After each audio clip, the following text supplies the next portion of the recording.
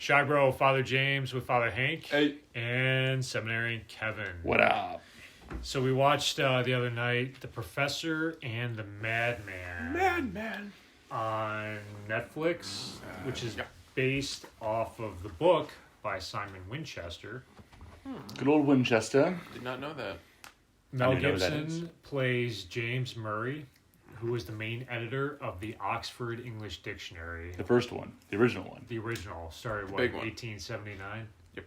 Something like that. And he invokes the assistance of the Madman, played by Sean Penn. Sean Penn. Minor. William C. Minor? Yes. Dr. Minor. Dr. Minor, yes. Yeah. Surgeon. Winchester's a Scotsman, so William Wallace reprised by Mel Gibson. Nice. That's cool. Minor, Sean Penn, is an American who is convicted of murder Yes. in London. So he's in an insane asylum in London. He's actually not convicted of murder. He's released but because of insanity. So he's committed to an insane asylum. So it's a interesting movie.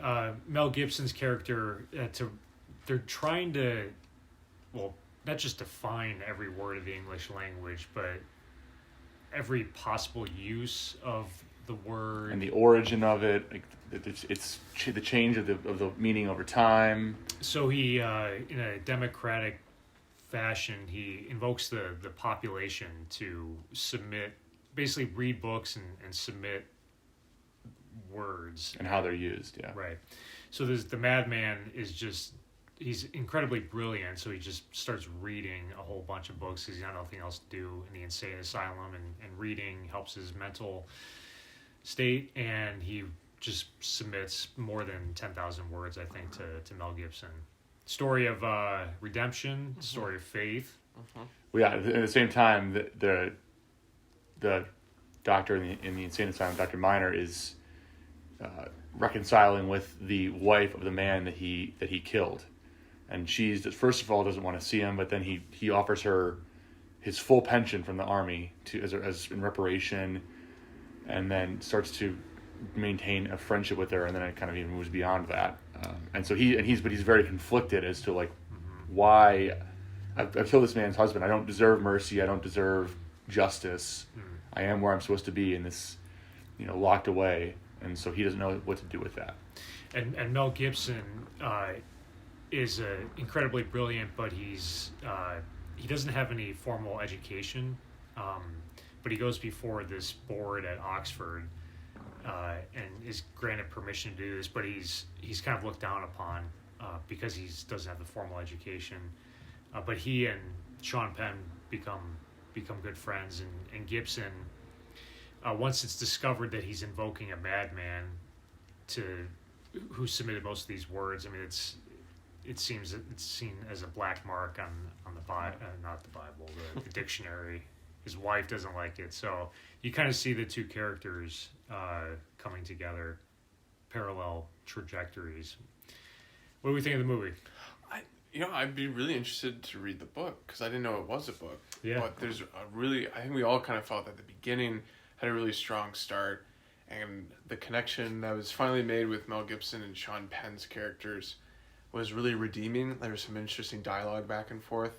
And even that scene where the wife of Mel Gibson was really appalled by the madman helping. Mel Gibson has this great line of, "Isn't that what our faith is all about? Redemption.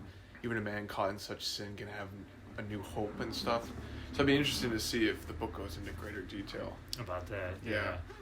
It's also a parallel, I was saying this last night, Gibson wants to create basically the Tower of Babel. To him, mapping the entire English language is a way to almost reach God, even though Gibson's character is a man of faith.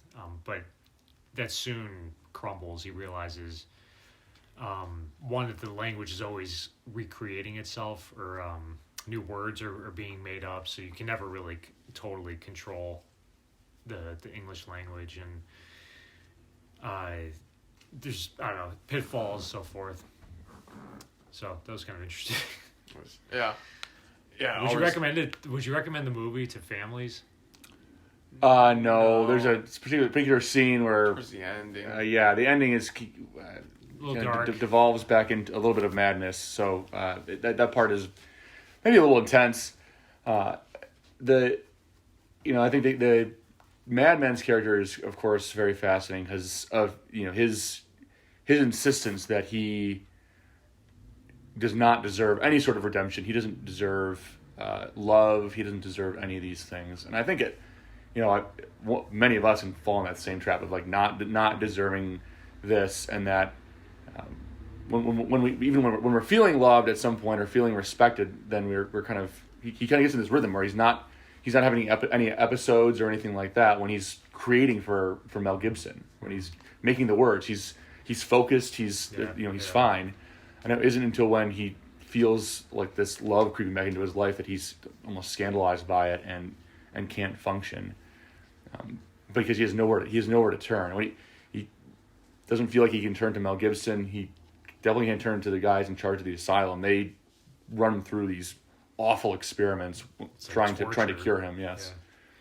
Yeah, it also makes me think of the one we did earlier on brokenness. I mean, so God is using the Madman, or not? I mean, whatever. The Madman's certainly broken, but he's being used basically to write this dictionary. Okay, so that's unconventional. Mel Gibson, who's again uneducated, so he's looked down upon by the Oxford deans, is also being used unconventionally to write this dictionary.